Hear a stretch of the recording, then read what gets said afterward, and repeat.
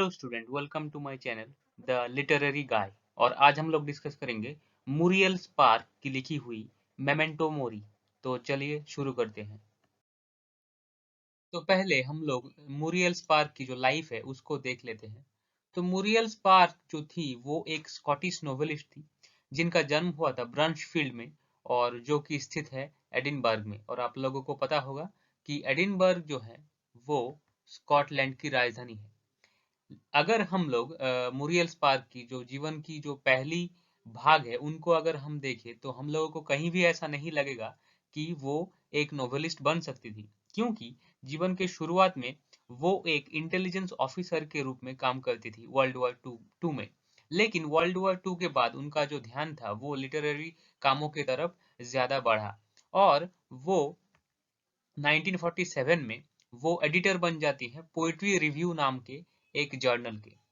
लेकिन उनकी जीवन का जो सबसे गुरुत्वपूर्ण और सबसे इम्पोर्टेंट जो घटना थी वो थी उनका डिसीजन कि वो चर्च ऑफ इंग्लैंड में नहीं रहेंगी, बल्कि वो रोमन कैथोलिक चर्च ज्वाइन करेंगी।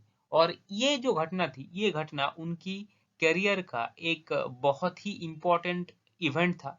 और इसको उन्होंने बयान किया था उनकी फर्स्ट नोवेल में, जिसका नाम है द कम्फोर्टर। और इस नोवेल में वो इसी बारे में बात करती है कि कैसे और किन कारणों के वजह से लोग जो चर्च ऑफ इंग्लैंड से कैथोलिसिज्म की तरफ बढ़ रहे हैं। और उनका जो पहला जो बड़ा सक्सेस था वो था the prime of Miss Jean Brodie नाम की एक नोवेल में, जो पब्लिश हुआ था 1961। और ये नोवेल आने के बाद उनका लाइफ का पूरा नक्शा ही चेंज हो गया, और वो एक बहुत ही ज्यादा फेमस नोवेलिस्ट बनकर हमारे सामने आई। और उनकी जो अदर्स फेमस नोवेल्स है वो है मेमेंटो मरी, the bachelors, the girls in the slender means, और ऐसे ही बहुत बहुत ज्यादा वो नोवेल लिखती रही अपने लाइफ टाइम में। तो आज का जो हमारा डिस्कशन है वो है मेमेंटो मोरी के ऊपर। और ये जो मेमेंटो मोरी है, जो टाइटल है, उसको लिया गया है एक लैटिन फ्रेज से, जिसका मीनिंग है रिमेंबर यू मस्ट डाई, मतलब याद रखो कि तुम मरने वाले हो। तो फिर ये जो नोवेल है वो मिस्ट्री और डिटेक्टिव नोवेल का मिक्सिंग है। मतलब इसमें मिस्ट्री नोवेल का भी एलिमेंट है और डिटेक्टिव नोवेल का भी एलिमेंट है।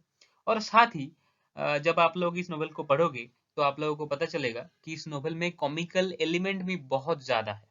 ये नोवेल 16 चैप्टर में डिवाइड है, और इस नोवेल को थर्ड पर्सन ओमनिशिएंट नैरेटर के द्वारा नैरेट किया गया है। अर्थात कि इसका जो नैरेटिव स्टाइल है वो थर्ड पर्सन आदमी के द्वारा नैरेट किया गया है। अर्थात जो एक बाहर का आदमी जो जो इस सारी घटना को डिस्क्राइब कर रहा है रीडर को। ये एक फर्स्ट पर्सन नैरेटिव नहीं है, ये एक थर्ड पर्सन नैरेटिव है। मतलब एक बाहर का आदमी और एक आप लोग कह सकते हो कि एक ड्रोन है, जो ड्रोन सभी को देख रहा है, सभी की हालचाल समझ रहा है और सब कुछ उसके मुताबिक कमेंट कर रहा है। तो ये होता है थर्ड पर्सन ओमनिशिएंट नैरेटर। और इसका जो स्टाइल है, इसका जो प्लॉट का स्टाइल है, वो ट्रेडिशनल नहीं है। वो वो बहुत ही ज्यादा डिसजॉइंटेड है। मतलब इसमें आप लोगों को एक बिगिनिंग, एक मिडिल और एक एंडिंग नहीं मिलेगा, बल्कि बिगिनिंग, एंडिंग, मिडिल, ये जम्बलिंग आप होता रहेगा। तो जैसा कि मैंने बताया कि इस नोवेल का कोई ट्रेडिशनल प्लॉट लाइन नहीं है। तो इसी तरह से जो प्लॉट है वो दो हिस्सों में बटा हुआ है। एक प्लॉट है डेम लेटी कॉल्स्टन और उनके जो अराउंड जो लोग हैं उनके साथ। और एक प्लॉट घूमता है लिजा ब्रुक नाम की लड़की के साथ, जो कि उनकी मैरिड लाइफ के साथ साथ। तो प्लॉट का जो पहला हिस्सा, जो कि डेम लिटी कॉल्स्टन के साथ जुड़ा हुआ है, उनको एक दिन कॉल आता है और एक अनजान आदमी बोलता है कि याद रखो तुम मरने वाले हो। धीरे धीरे ये बात मालूम चलती है कि उस एरिया के सभी बूढ़े लोगों को ये कॉल आ रही है, लेकिन सभी का जो एक्सपीरियंस है वो अलग अलग है। कोई बोलता है कि कॉल करने वाला यंग मैन है, कोई बोलता है कि कॉल करने वाला फॉरेनर है और कोई बोलता है कि कॉल करने वाला बूढ़ा आदमी है।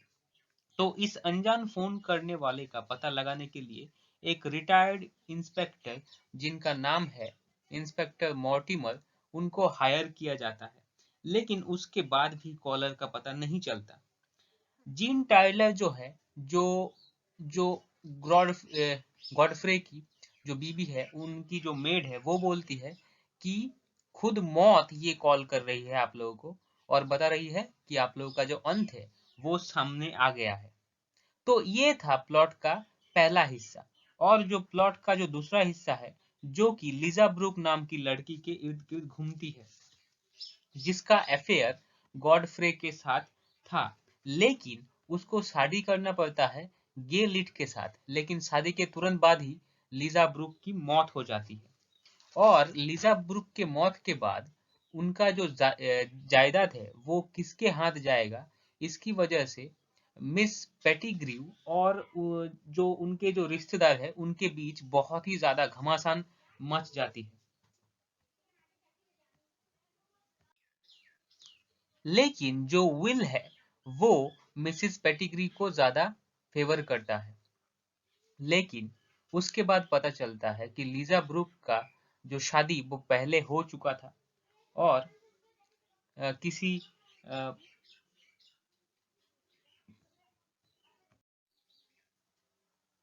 किसी मैथ्यू ओ ब्रायन नाम के लड़के के साथ, जो कि अपने आप को गॉड समझता था। तो इसीलिए लिजा ब्रूक का जो प्रॉपर्टी का जो क्लेम है वो नल एंड वॉइड हो जाता है।